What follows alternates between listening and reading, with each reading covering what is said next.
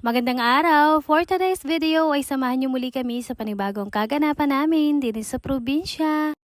Eto, panibagong araw na naman nga ho pala at nakaantabay na naman nga ni sa akin itong bulinggit na ito. Akala mo naman nga ni ako may pupuntahan at gusto isasama na naman nga ni. Kako nga naman sa kanya ay wala naman akong pupuntahan. Ako'y maaga nga laang nagsilikot. Kako nga ho ay nang maliwalas naman nga ni ang katauan. Yun baga naman nga hong kaaga-agay anong tindi na nga ni ng init. Talaga naman nga hong bagnas pawis na ay anong aga pa nga lamang. Eto nga ho, pinulong ko muna ring batang ari at talaga naman nga hong anong galing makipagkwentuhan kahit pamangul-mangul nga ni siya. Maya-maya naman ay namutaktakan ko na nga laang hupala na nandini sa may labas ay talaga nagalaro nga ni dini sa putik ay kako nga ho'y wala siyang kalaro ay di pagbigyan na nga lamang. Gayon naman talaga ang bata ay kako nga ho ay pagbigyan na nga laang nang wala na nga ning ligalig at sakto nga ning nasa school si ate niya ay eto siya na nga lang mag-isa nagalaro. Bandang patanghali eto anong tindi nga ho ng pagkakainit din sa amin. Kako nga ho'y para ako napapaibig sa manggo tapioca kaya naman eto ngayong araw ay ako nga ni gagawa. Sakto ngayong araw nga ho pala yung ikaapat na buwan ni Tutoy ay di ayun nga ho at kakoy tamang-tamat gagawa ako at si ate nga ho pala ay magaluto din daw ng spaghetti. Ay kapag man din naman nga hong tuong anong tindi ng init ay talagang mapapaisip ka nga ni ng pwede mong gawin pag ganing nga ni hong ikaw init na nga ni sa panahon. Buti na lamang malapit nga ni ang bayan din sa amin. Saglitan nga lang ho ako nagpabili na rin at talagang dating nga ni kaagad din sa amin. Meron nga lamang ho pala ako diyang ilang pirasong mangga at eto nga ni ho at talagang aking abi-akinat nang ako'y makapagsimula na nga ni. Cheesy mango tapioca nga ho pala yung aking gagawin. Madali-dali nga lamang ho pala ito at kapag napaglahok-lahok ko na nga ni ilalagay ko lang sa rep at madali din lang aring lumami. Akin muna lamang hiniwa aring nga ni ho palang mangga. Pinagkuha ko lang yung magkabilang pisngi at yun nga ni gagayatin ko lang sa pa-square-square. Ngayong buwan ay parang medyo may kamahalan nga ho pala ang mangga. Aring nga ho'y 200 ang kilo at yun bumili nga lang ako ng ilang piraso at kako nga ho ay nang makatikim nga lamang. At eto nga ho at nang maigay ako na lahat ng aking gagamitin. Meron nga ho pala ako diyang cheese na ginayat ko din lang sa maliliit tapos sago na pinalambot ko na din kanina.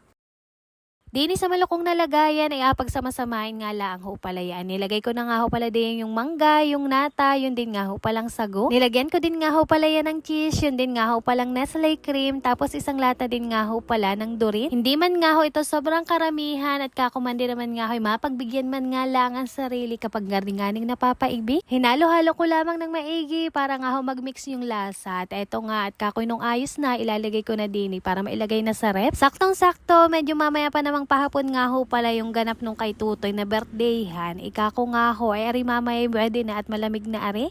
Eto, sandali ko muna nga hong kinalong si Tutoy at yun nga ho at maya-maya kami mapunta na doon sa may bahay kubo kapag nakayari na nga ni si ating magluto nung kanyang spaghetti. Tapos sabi ko nga ni dito sa mga pamangkin ko ay mag-video muna kami. Ay talaga nga ning tinakasan na kaagad ako ni Alicia at siguro naiinip na din. Maya-maya nga ay nag-chat na din nga ho pala si ate at eto nandini na kami sa may bahay kubo. Syempre yung aking ginawa ay eto talagang nihinanda ko na nga ni. Kahit nga ho pala ito hindi man pala magini talagang masarap din kainin. Lalo na nga ni kapag mangga ay talagang malinam na. Kumbaga nga ho, para sa akin ay malasa ang mango tapioca. At arit, nandini na kami sa may likod ng bahay kubo at nagabidyuhan at pitsura na nga o silang mag-anak. At nang makapaghayin, ayun, pinagpray nga lang ho pala yung mga pagkain gayon din si Tutoy. At aringat, pwede na din kaagad lumantak ng kain. Sobrang bilis lang talaga ng araw, parang aring nga ho'y kakaanak lang. Ay ngayon ay talagang 4 na buwan na at sobrang bigat na rin talaga. Sa tunay, aring mga batang ari, kahit nga ni kagulo din sa amin, ay talagang katuwaan rin talaga at kapag wala man din naman nga ho ay talaga anong lungkot. Pero siguro kung aringani madadagdagan pa ay lalo ng kagulo din sa amin. Kanya-kanya na din nga ho pala kami ng sandok diyan para makapagmerienda. Tapos dito sa may likod ng bahay kami nagpwesto dahil nga ho masarap yung hangin din.